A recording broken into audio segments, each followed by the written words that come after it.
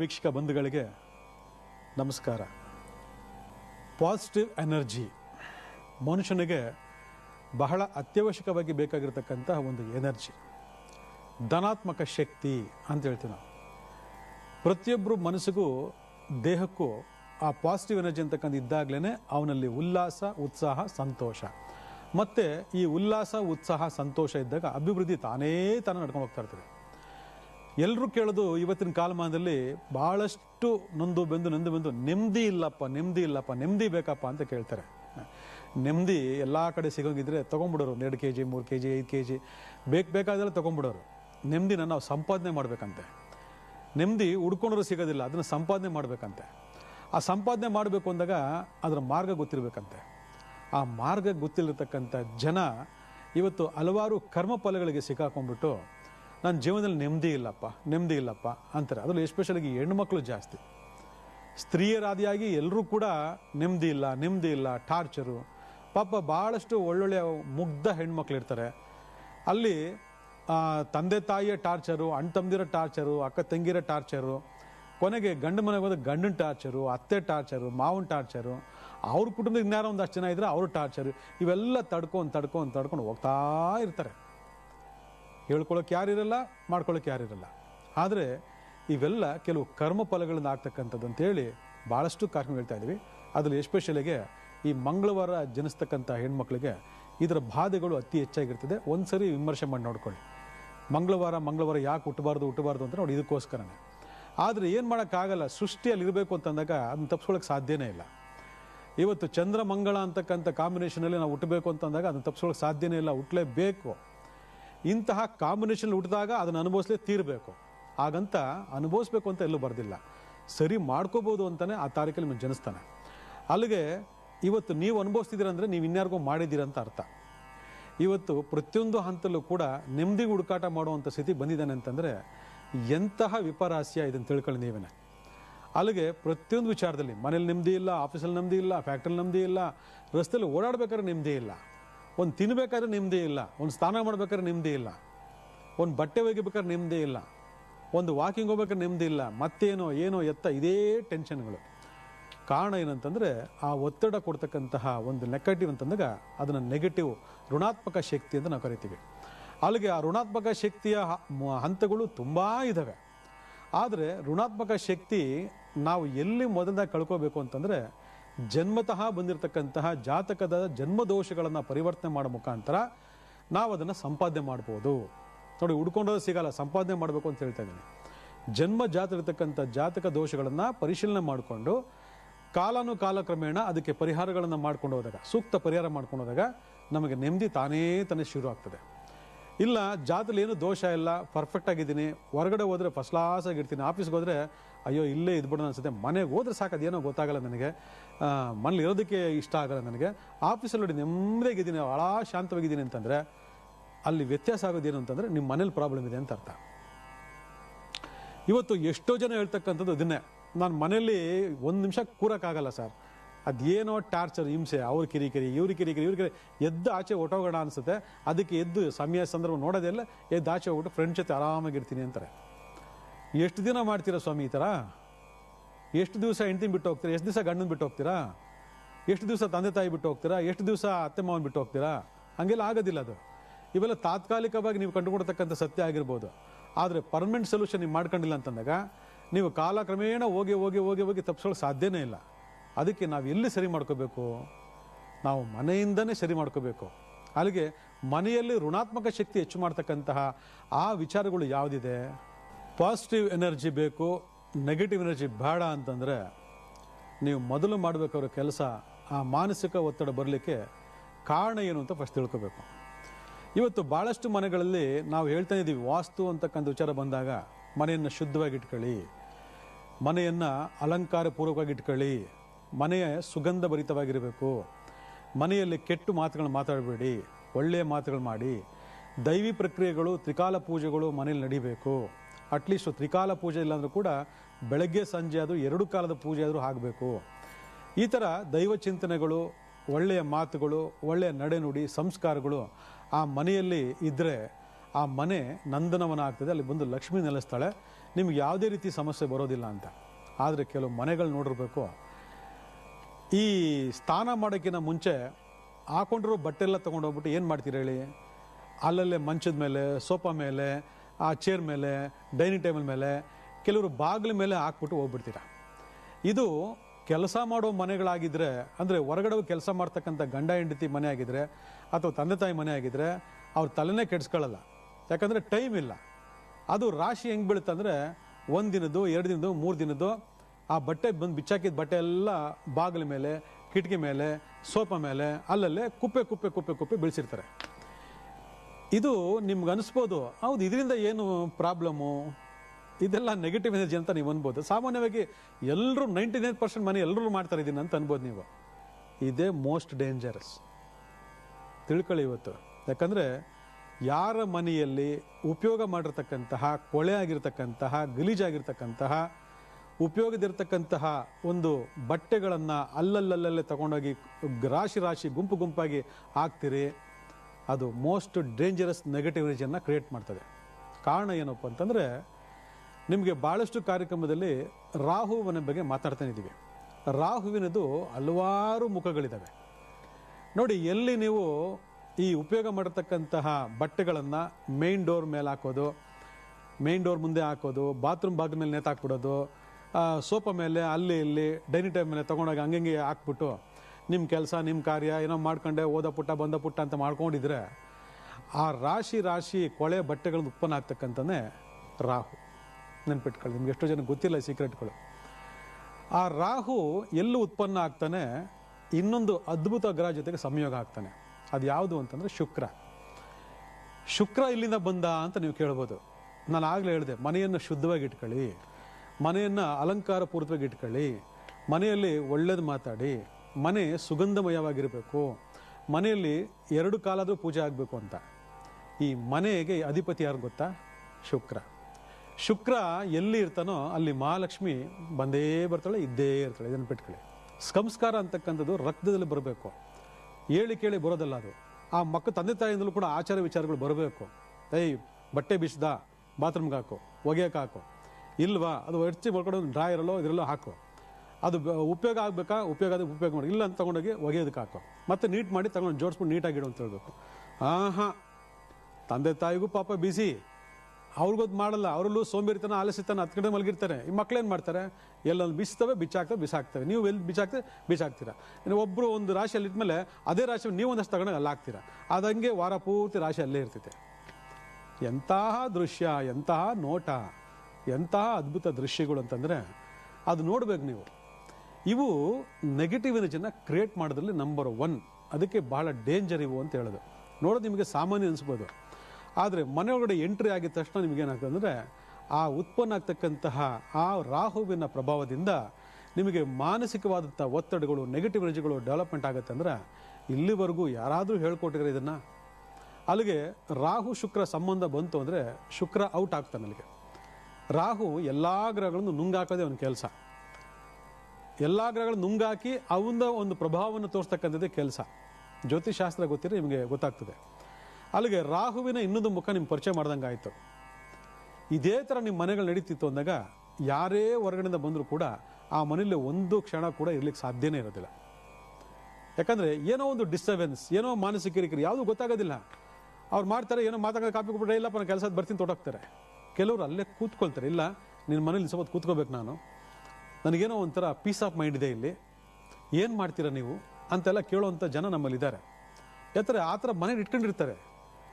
ಇನ್ನು ಕೆಲವರು ಓಡೋಗ್ಬೇಕಷ್ಟೇ, ಏನೋ ಕೆಲಸ ಮುಗಿಸ್ಕೊಂಡ ಓದ ಅಂತ ಹೇಳ್ಬೇಕು, ಈ ರೀತಿ ಮಾಡ್ಕೊಳ್ತಾರೆ.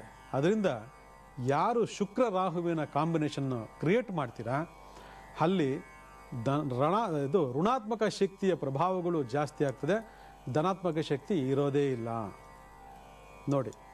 ಅದಕ್ಕೆ ಆಗಾಗ ಧೂಳು ತೆಗೀರಿ, ಆಗಾಗ ಜೇಡ್ರ ಬರದೆ ಅದನ್ನು ತೆಗೀರಿ, ನೀಟ ಓರಣವಾಗಿ ಇಟ್ಕೊಳ್ಳಿ, ನೆಲ ಒರೆಸಬೇಕು ಅಂದಾಗಲೂ ಕೂಡ ಇವತ್ತೆಲ್ಲ ಅದು ಕೆಮಿಕಲ್ಸ್ ಹಾಕೊರಿಸ್ತೀರ. ವೈದಿಕವಾಗಿ ನೆಲ ಒರೆಸ್ತಕ್ಕಂಥ ಹಲವಾರು ಪ್ರಕ್ರಿಯೆಗಳು ನಮ್ಮಲ್ಲಿದ್ದಾವೆ ಶಾಸ್ತ್ರದಲ್ಲಿ, ಅದನ್ನು ಹೇಳ್ಕೊಡ್ತೀನಿ. ಆದರೆ ಇವೆಲ್ಲ ಕ್ರಿಯೆಗಳನ್ನು ನೀವು ಮಾಡಿಕೊಂಡು ಓರಣವಾಗಿ ನೀವು ಮನೆಯನ್ನು ನೀಟಾಗಿ ಇಟ್ಕೊಂಡು ಎಂತಹ ಸಂದರ್ಭದಲ್ಲೂ ಕೂಡ ಆ ಅಲಂಕಾರ ಸುಗಂಧಭರಿತವಾಗಿರ್ತಕ್ಕಂತಹ ಮನೆಯ ಒಂದು ಅಟ್ಮಾಸ್ಫಿಯರ್ ಪರಿಸರ ಹಾಳಾಗದಿರೋ ಥರ ನೀವು ಮೇಂಟೈನ್ ಮಾಡ್ಕೊಂಡಿತ್ತು ಅಂದರೆ ನಿಮ್ಮ ಮನೆಯಲ್ಲಿ ಶಾಶ್ವತವಾಗಿ ಲಕ್ಷ್ಮಿ ಇರ್ತಾಳೆ. ಅದೇ ಪಾಸಿಟಿವ್ ಎನರ್ಜಿ. ಲಕ್ಷ್ಮಿ ಏನು ಬಂದು ನಿಂತ್ಕೊಂಡ್ಬಿಡಲ್ಲ, ಬಂದಿದ್ದೀನಿ ನೋಡಿ ಕರ್ಸ್ಕೊಳ್ಳಿ ಅಂತ. ಪಾಸಿಟಿವ್ ಎನರ್ಜಿ ಒಳಗಡೆ ಎಂಟ್ರಿ ಆಗಿದ ತಕ್ಷಣ ಹಾಯ್ ಸಕ್ಕತ್ತಾಗಿದೆ, ಚೆನ್ನಾಗಿದೆ, ಪೀಸ್ಫುಲ್. ಹೊರಗಡೆ ಏನೇನೋ ಬಾಧೆ ಬಿದ್ದು ಬಂದಿರ್ತಾರೆ ಗಂಡಸರು, ಹೆಂಗಸರು ಬಾಧೆ ಬಂದಿರ್ತಾರೆ, ಅವರೇನು ಸ್ಪೆಷಲ್ ಏನಲ್ಲ. ಆ ಮನೆಯೊಳಗಡೆ ಬಂದ ತಕ್ಷಣ ಹಾಯ್ ಅನಿಸ್ಬೇಕು. ಅಂತಹ ಒಂದು ಅಟ್ಮಾಸ್ಫಿಯರು ಯಾವಾಗ ನೀವು ಕ್ರಿಯೇಟ್ ಮಾಡ್ತೀರಾ ಅಲ್ಲಿ ನೆಮ್ಮದಿಯ ಒಂದು ಶುಕ್ರ ನೆಲೆ ಇದೆ ಅಂತ ಅರ್ಥ, ಸಂತೋಷದ ಶುಕ್ರ ನೆಲೆ ಇದೆ ಅಂತ ಅರ್ಥ, ಅಭಿವೃದ್ಧಿಯ ಶುಕ್ರನ ನೆಲೆ ಇದೆ ಅಂತ ಅರ್ಥ. ಇದನ್ನು ಬಿಟ್ಬಿಟ್ಟು ಬಂದ ತಕ್ಷಣ ಜಗಳ, ಬಂದ ತಕ್ಷಣ ಕಿರಿಕಿರಿ, ಬಂದ ತಕ್ಷಣ ಇದು, ಬಂದ ತಕ್ಷಣ ಆಡಬಿಡಿ, ಅವ್ರ ಮೇಲೆ ಇವ್ರು ಜಗಳಿಗೆ ಬೀಳು, ಅವ್ರ ಮೇಲೆ ಇವ್ರು ಜಗಳಿಗೆ ಬೀಳು, ವಾದ ವಿವಾದಗಳು, ಆ ಮಕ್ಕಳಿಗೆ ಏನೋ ತಗೊಂಡು ಬಡಿ, ಈ ಮಕ್ಕಳು ತಗೊಂಡು ಏನೋ ಬಡಿ, ಈ ಥರ ಎಲ್ಲ ಮಾಡ್ಕೊಂಡು ಒಂದು ಅಟ್ಮಾಸ್ಫಿಯರ್ ಕ್ರಿಯೇಟ್ ಮಾಡ್ತು ಅಂದರೆ ಅಲ್ಲಿ ರಾಹು ಭಗವಾನ್ ಇದ್ದಾನೆ ಅಂತ ಅರ್ಥ. ನೋಡಿ ಎಷ್ಟೊಂದು ವ್ಯತ್ಯಾಸ ಇದೆ ನಮ್ಮ ನಡವಳಿಕೆಗಳಲ್ಲೇ, ಎಷ್ಟೊಂದು ವ್ಯತ್ಯಾಸ ಆಗಿರ್ತಕ್ಕಂಥ ಎಷ್ಟು ಸುಲಭ ನಮಗೆ ಕಾಣ್ತದೆ ಅಂತೇಳಿ. ಅದರಿಂದ ಇದೆಲ್ಲದಕ್ಕೂ ನಾವು ನೋಡಿಕೊಂಡು ಭಾಳ ವಿಶೇಷವಾಗಿ ಇವತ್ತೊಂದು ಅದ್ಭುತವಾಗಿರ್ತಕ್ಕಂಥ ಸಿಂಬಲ್ನ ನಿಮ್ಗೆ ತೋರಿಸ್ತೀನಿ, ಚಿಹ್ನೆ ತೋರಿಸ್ತೀನಿ.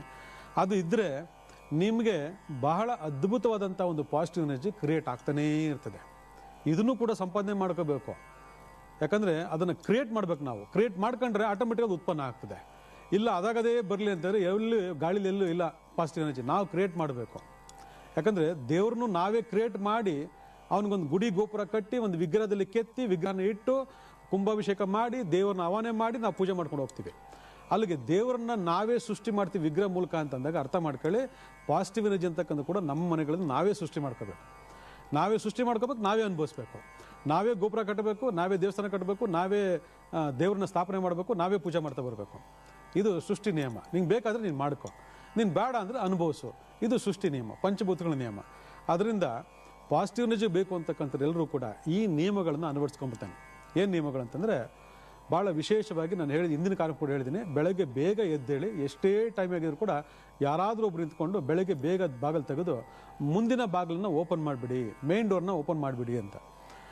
ಓಪನ್ ಮಾಡಿಬಿಟ್ಟ ಅಂದಾಗ ಏನಾಗುತ್ತೆ, ಸೂರ್ಯನ ರಶ್ಮಿ, ಸೂರ್ಯನ ಒಂದು ಪ್ರಖರತೆ, ಸೂರ್ಯನ ಒಂದು ಅದ್ಭುತವಾದ ಎನರ್ಜಿ ಮನೆಯೊಳಗಡೆ ಪ್ರವೇಶ ಮಾಡ್ತದೆ.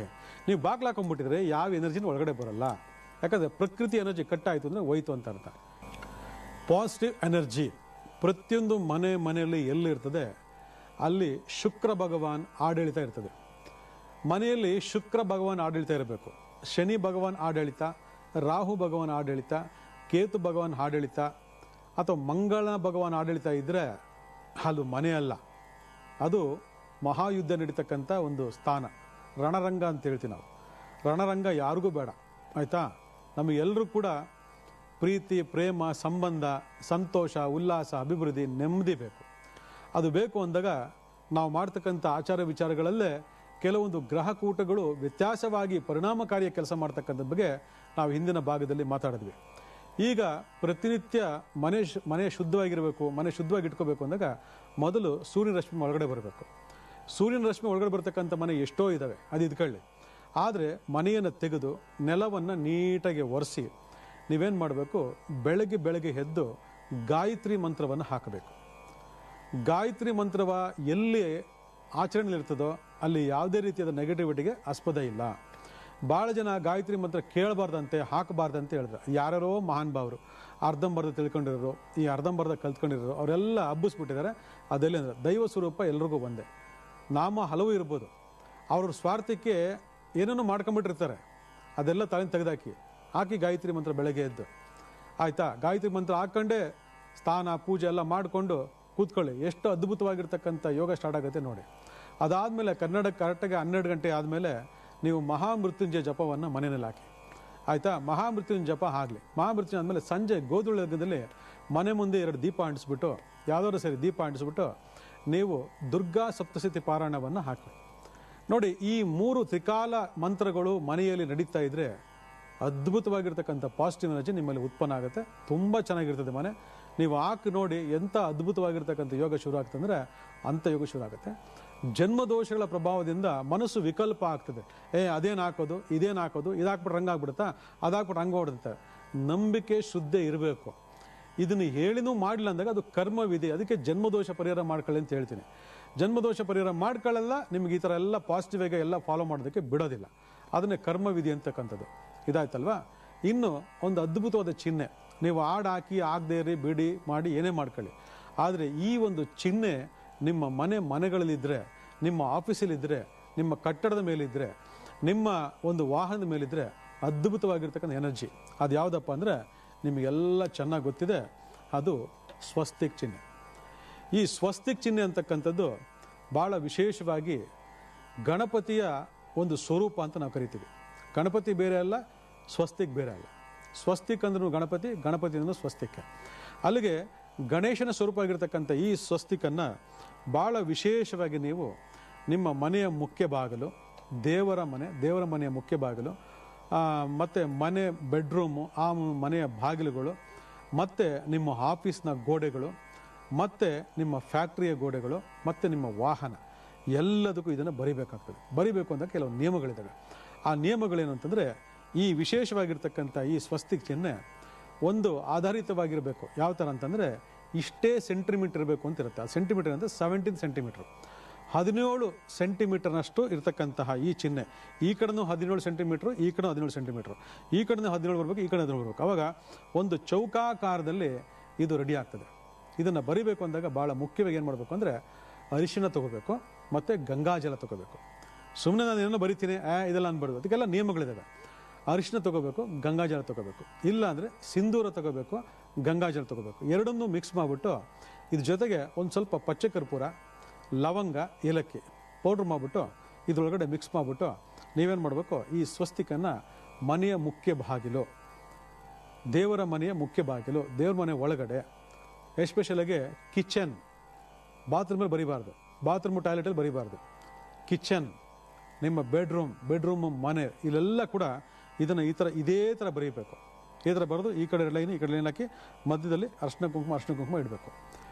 ಇದನ್ನು ಯಾವತ್ತು ಬರಿಬೇಕು ಅಂತಂದರೆ, ಗುರುವಾರ ಬರಿಬೇಕು. ಯಾವತ್ತು ಬರಿಬೇಕು? ಗುರುವಾರ ಬರಿಬೇಕು. ನೋಡಿ, ನಾಳೆ ಗುರುವಾರ, ಇವತ್ತು ಹೇಳ್ಕೊಟ್ಟಿದ್ದ ಮೇಲೆ ನಾಳೆ ಇದನ್ನು ಆಚರಣೆ ತರಬೇಕು. ಯಾಕಂದರೆ ಲೆಕ್ಕಾಚಾರಗಳು ನಿರ್ದಿಷ್ಟವಾಗಿ ಹೀಗೇ ಇರಬೇಕು ಅಂತಿರ್ತದೆ. ಗುರುವಾರ ನೀವು ಇದನ್ನು ಬರೀತಕ್ಕಂಥ ಲೆಕ್ಕಾಚಾರದಲ್ಲಿ ಅದ್ಭುತವಾಗಿರ್ತಕ್ಕಂಥ ಧನಾತ್ಮಕ ಶಕ್ತಿ ಆ ಮನೆಯಲ್ಲಿ ಉತ್ಪನ್ನ ಆಗುತ್ತೆ. ಪಾಸಿಟಿವ್ ಎನರ್ಜಿ ಅಂದರೆ ಸ್ವಸ್ತಿಕ್, ಪಾಸಿಟಿವ್ ಎನರ್ಜಿ ಅಂತಂದರೆ ಓಂ ಚಿಹ್ನೆ. ಆದರೆ ಇಲ್ಲಿ ಈ ಸ್ವಸ್ತಿಕ್ ಅಂತಕ್ಕಂತಹ ಅದ್ಭುತವಾಗಿರ್ತಕ್ಕಂಥ ಚಿಹ್ನೆ ನೀವು ಪ್ರತಿಯೊಂದು ಹಂತದಲ್ಲೂ ಕೂಡ ಉಪಯೋಗ ಮಾಡ್ಕೊಳ್ತಕ್ಕಂಥದ್ದು ಎಷ್ಟು ಮಟ್ಟಿಗೆ ಕಾರಣ ಆಗುತ್ತೆ ಅಂದರೆ, ಅಂತಹ ಒಂದು ದೈವಿಕ ಚಿಹ್ನೆ, ಸಾಕ್ಷಾತ್ ಗಣಪತಿ ಸ್ವರೂಪ ನಿಮ್ಮ ಮನೆಯಲ್ಲಿ ಧನಾತ್ಮಕವಾದಂಥ ಶಕ್ತಿಯನ್ನು ಉತ್ಪನ್ನ ಮಾಡ್ತಾನೆ ಅಂತಂದರೆ, ಇದು ಅನಾದಿ ಕಾಲದಿಂದ ಬಂದಿರತಕ್ಕಂಥ ಒಂದು ಚಿಹ್ನೆ. ನಮ್ಮಲ್ಲೆಲ್ಲ ಮರ್ತು ಬಿಟ್ಟಿದ್ದೀವಿ. ನಾವು ಮಾಡೋದು ಯಾವಾಗ ಅಂದರೆ, ಗೃಹ ಪ್ರವೇಶದಲ್ಲಿ ಅವ್ರು ಬರ್ತಾರೆ ಪುರೋಹಿತರು, ಅಲ್ಲೆಲ್ಲ ಒಂದು ಬರೀತಾರೆ, ಹೋಗ್ಬಿಡ್ತಾರೆ ಸುಮ್ಮನೆ. ಅದರಲ್ಲಿ ಯಾವುದಲ್ಲಿ ಬರೀಬೇಕು, ಎಷ್ಟು ಸೆಂಟಿಮೀಟರ್ ಇರಬೇಕು, ಎಷ್ಟು ದಿನ ಇರಬೇಕು, ಯಾವಾಗ ಬರೀಬೇಕು, ಇವೆಲ್ಲ ಯಾರೂ ಹೇಳ್ಕೊಡಲ್ಲ ನಿಮಗೆ. ಇದನ್ನು ಯಾರೂ ಹೇಳ್ಕೊಡಲ್ಲ. ಇದಕ್ಕೆಲ್ಲ ಒಂದು ಪದ್ಧತಿಗಳಿದ್ದಾವೆ. ಸುಮ್ಮನೆ ಅವತ್ತಿಂದ ಫೇಮಸ್ ಆಗಿ ಬಂದಿದೆ, ಬರ್ದ ಓದ. ಎಲ್ಲಾದರೂ ಟ್ರಾವೆಲಿಂಗ್ ಮಾಡಬೇಕು, ಗಾಡಿ ಮೇಲೆ ಒಂದು ಕುಂಕುಮ ತಗೊಂಡು ಹಿಂಗೆ ಬರ್ದ ಬಿಟ್ಟ ಓದ. ಅದು ಹಾಗಲ್ಲ. ಅದು ಲೆಕ್ಕಾಚಾರಗಳಿದೆ, ನಿರ್ದಿಷ್ಟವಾದಂಥ ಲೆಕ್ಕಾಚಾರಗಳಲ್ಲಿ ಇದನ್ನು ಬಳಕೆ ಮಾಡ್ಕೊಳ್ತಕ್ಕಂಥ ಒಂದು ಇದೆಯಲ್ವಾ, ಅದ್ಭುತವಾಗಿರ್ತಕ್ಕಂತಹ ಒಂದು ಶಕ್ತಿ, ಒಂದು ಪಾಸಿಟಿವ್ ಎನರ್ಜಿ ನಿಮ್ಮ ಮನೆಯಲ್ಲಿ ಉತ್ಪನ್ನ ಆಗ್ತದೆ. ಇದನ್ನು ಮಾಡ್ಕೊಳ್ಳಿ, ಒಳ್ಳೆಯದಾಗಲಿ.